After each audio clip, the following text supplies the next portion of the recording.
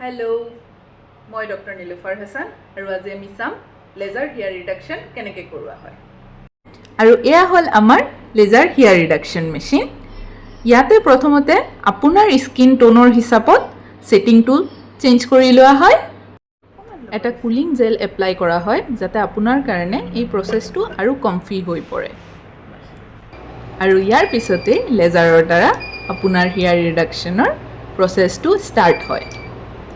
এই গোটেই প্ৰচেছটো কমপ্লিট কৰিবলৈ 30 মিনিটতকৈও কম সময়ৰ দৰকাৰ। আৰু ইয়াৰ কোনো ডাউন টাইম নাই।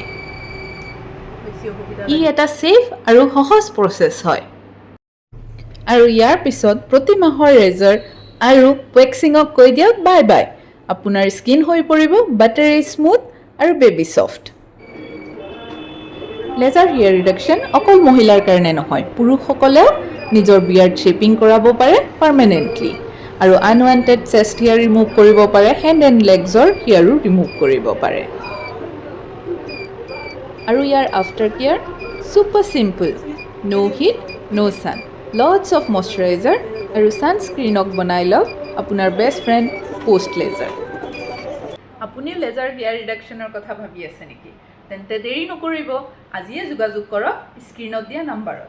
আমাৰ ঠিকনাটি হ'ল ADP কলেজৰ ঠিক ফ্ৰণ্টত নগাঁৱত doctor N's dental and cosmetology centre. Thank U.